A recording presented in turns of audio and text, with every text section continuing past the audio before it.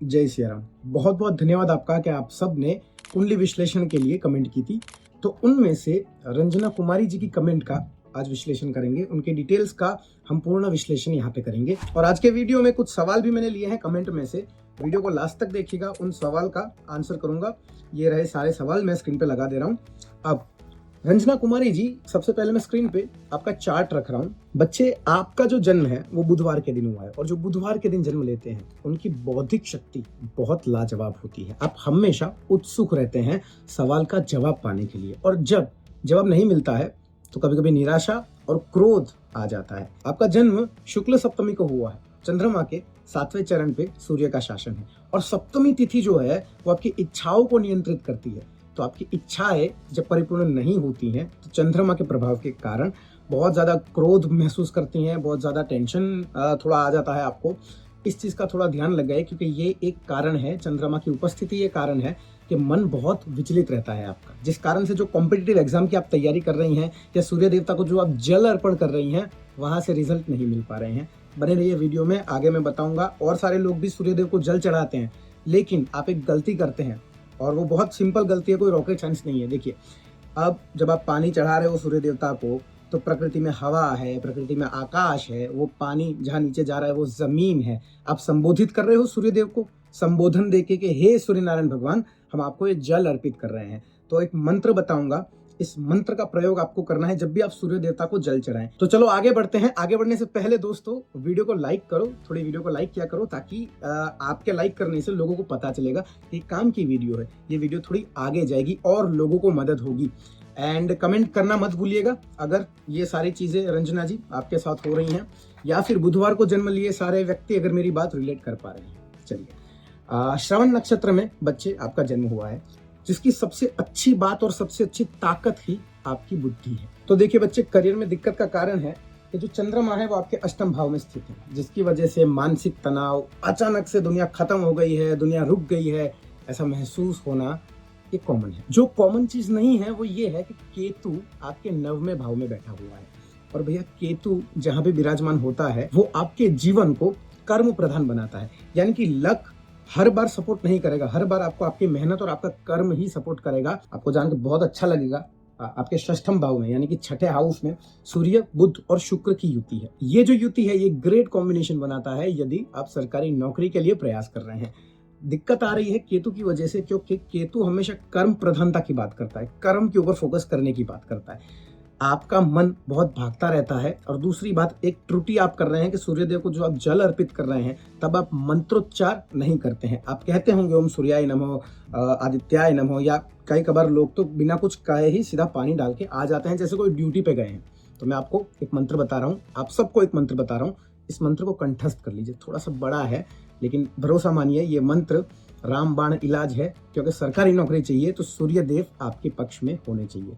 तो मंत्र आपकी स्क्रीन पे लगा दे रहा हूँ, पढ़ दे रहा हूँ, उच्चारण समझ लीजिए कि ये मंत्र क्या है। ओम सूर्याय नमः, ओम घृणी सूर्याय नमः, ओम ऐं सूर्यं सहस्त्रांशो तेजो राशे जगत्पते अनुकंपे मा भक्त्या गृह्णादर्य दिवाकरः, ओम ह्रीं ह्रीं सूर्याय सहस्त्रकिरणाय मनोवंचित फलम देहि देहि स्वाहा। ये मंत्र को चाहे तो रिपीट करके सुनिए, उच्चारण के साथ थोड़ा वक्त लगेगा। जल चढ़ाते वक्त इसको हाथ में लिखिए, कहीं भी लिखिए, लेकिन कंठस्थ करिए और उसके बाद जल अर्पण करिए। आप देखेंगे कि जो सूरज नहीं चमक रहा था हमारी कुंडली का, हमारे भाग्य का, वो अचानक से चमकने लगा है। जो भी बुधवार के दिन पैदा हुए हैं, रंजना जी आप भी, वो खास करके सूर्यदेव वाला उपाय करने के बाद तुरंत से खाली पेट बिना कुछ खाए हर दिन अपने मासिक वाले 5 दिन छोड़ने के बाद अपने घर में ही बैठ के श्री गणपत्य अथर्व शीर्षम का पाठ कर सकते हैं, यदि आप सरकारी नौकरी के पीछे हाथ धोके पड़े हैं। ओम भद्रम कर्णे वृद्ध शांति, हरि ओम नमस्ते गणपति, त्वमेव प्रत्यक्षम तत्त्वमसि, त्वमेव केवलम कर्तासि, त्वमेव केवलम धर्तासि। बहुत लंबा पाठ है, ये सुनाने का कारण क्या है? त्वमेव केवलम कर्तासि, आप ही करता हो, आप ही करने वाले हो, आप ही मुझसे करवाने वाले हो। तो दिन की शुरुआत करने से पहले या फिर अपनी पढ़ाई की शुरुआत करने से पहले 108 बार ओम गम गणपति नमः का मंत्र जाप भी कर सकते हैं। लेकिन ये गणपति अथर्व शीर्षम सुबह में रूटीन का एक हिस्सा बना लीजिए। आप देखेंगे कि गणपति देवता साक्षात आपके शरीर में विराजमान हुए हैं, आपके बुद्धि में विराजमान हुए हैं, और जो नौकरी के पीछे आप पड़े हैं वो नौकरी भी मैनिफेस्ट करवा चुके हैं। तो यहाँ पे ये कुंडली विश्लेषण खत्म होता है और मैंने जो सवाल निकाले हैं उन सवालों के ऊपर अब थोड़ी चर्चा कर लेते हैं। देखिए, कुछ 3-4 सवाल मैंने निकाले हैं जो आप ही ने कमेंट किए हैं, जिसमें पहला सवाल है कि सर जी, राहु अगर हमारा खराब हो तो क्या करें। राहु ओवरऑल ही अच्छा नहीं है, उस बहुत क्रूर प्लैनेट कहा जाता है, नीच ग्रह ही हम इसे मानते हैं। तो इस सवाल का जवाब अभी दूंगा मैं, उससे पहले एक सवाल और ले लेते हैं। ये सवाल था कि सर अगर कुंडली का के भी नहीं पता हो तो क्या करें। इन शॉर्ट में सारे ग्रहों के लिए कुछ कर सकते हैं कोई उपाय? तो ये दोनों सवालों का जवाब अभी दे देता हूं। देखिए, यदि आपको कोई भी ग्रह परेशान कर रहा है, आपको कुछ भी नहीं पता कि मैं क्या करूं, कहां से शुरू करूं, तो आप शिव जी के चरण पकड़ लीजिए।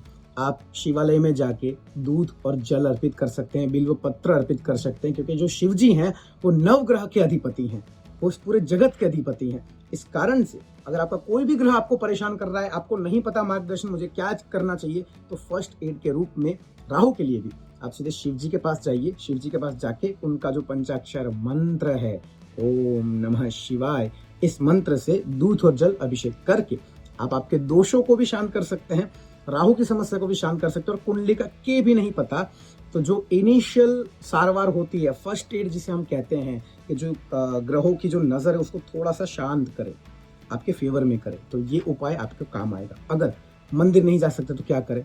अगेन, नहीं जा सकते तो भगवान ने नियम नहीं बनाया कि यहीं आके मेरी पूजा करना, यहीं आके पूजा करोगे तो मैं फल दूंगा। मंदिर जाना इसलिए जरूरी है ताकि एक नियमितता बने, एक नियमबद्ध हो पाए। हम जब भी मंदिर जाते हैं तो मंदिर में लोगों ने प्रार्थनाएं की होती हैं, भगवान की जो भक्ति चल रही होती है, लोगों की आसपास की जितनी सारी वाइब्रेशंस हैं, वो सारी वाइब्रेशंस आपको भी असर करती हैं। इस कारण से मंदिर जाने के लिए कहा जाता है। यदि मंदिर नहीं जा सकते हो, वो सेकेंडरी केस है, अदरवाइज जाना ही चाहिए। तो आप घर पे भी कर सकते हैं। घर पे भी मन के अंदर आंख बंद करके शिव जी की मूर्त को इमेजिन करके आप अपने उंगलियों पे 108 बार ओम नमः शिवाय चेंट कर सकते हैं। बस ये चीज याद रखिए कि प्रभु हे नाथ, मुझे नहीं पता कौन सा ग्रह, कौन सा दोष है या कौन सा नक्षत्र मुझे परेशान कर रहा है। आप हो, मैं ये जानता हूं, आप हो, सबसे ऊपर हो, तो बस आपका नाम ले रहा हूं मैं। इस भाव के साथ, इस भावना के साथ आप कोई भी प्रक्रिया शुरू करें। ऐसा नहीं कि ये वाली प्रक्रिया भैया, कोई भी प्रक्रिया शुरू करें तो वो डेफिनेटली काम करेगी। अगर आपके अंदर भाव नहीं है तो वो चीजें काम नहीं करती हैं। अब एक बहुत ही प्यारा इनोसेंट सवाल है जो मैंने लिया है, क्योंकि मैं बहुत सारे वीडियोस में जब भी फैमिली को कैसे कन्विंस करें, लव मैरिज वाले वीडियो बनाता हूं तो इस बात को कवर करता ही हूं। अब पछतावत होत क्या जब चिड़िया चुग गई खेत। क्योंकि सवाल है कि घर में बात करने से पहले के ही कोई उपाय बता दीजिए, ताकि, क्योंकि होता क्या है कि घर में बात हो जाती है तो मोबाइल ले लिया जाता है, सब ले लिया जाता है, तो बाहर कैसे जाएगा इंसान। तो बेटिया, मैंने ऑलरेडी बहुत सारे वीडियोस में उपाय बताए हैं, आज फिर से उपाय बता देता हूँ, और बहुत आसिर अक्षुण उपाय बता रहा हूँ कि ये जो उपाय है ये काम करेगा ही करेगा। भाव अंदर रखना, किस भाव से आप कर रहे हो, ठीक है। उपाय है, गुरुवार के दिन श्री लक्ष्मी नारायण भगवान की मूर्ति, भगवान का फोटो, XYZ चीज नहीं हो सकता तो एक कागज में श्री लक्ष्मी नारायण लिख के अपने सामने रख लीजिए। उसके बाद गुरुवार के दिन से आप श्री सुक्तम का पाठ शुरू कर सकते हैं। मैंने पिछले वीडियो में भी दिया हुआ था। बच्चे, ब्रह्मास्त्र हैं, ये जो सारे पाठ हैं ये ऐसी वैसी चीजें नहीं है, ये सच में ब्रह्मास्त्र है। ईश्वर की दी हुई वो असीम कृपा है जिसका उपयोग करके हम जीवन को आसान बना सकते हैं, राइट। बस हम करते नहीं हैं। यार एक बात बताओ, आपको अगर मैं आज एक चैलेंज दूं कि कल उठ के आपको जब 30 दिन 60 दिन तक नियमित रूप से सिर्फ पानी पीना है, यार 90% लोग एक दिन भी मिस कर जाएंगे। एक दिन अरे हो गया तो हो गया, ऐसे एटीट्यूड से आप कुछ भी करो, त्रुटि रह जाएगी, एरर रह जाएगी। आपके अंदर एक विश्वास होना चाहिए, आत्मविश्वास होना चाहिए कि मेरे गुरु ने बता दिया, मेरे सर ने बता दिया, बस पत्थर की लकीर, अब मैं इसको करूंगा और करके दम लूंगा। आप लोग प्लीज कमेंट करें अगर अगले वीडियो में आप चाहते हैं कि आपकी कुंडली का विश्लेषण करो, और कोशिश करूंगा कि नेक्स्ट सोमवार को 2-3 कुंडली का विश्लेषण किया जाए एंड बहुत सारे सवाल लेके उनका आंसर किया जाए। कमेंट कीजिए, चैनल पर नए हो तो सब्सक्राइब करके बेल आइकन जरूर दबाइए। जय सिया राम।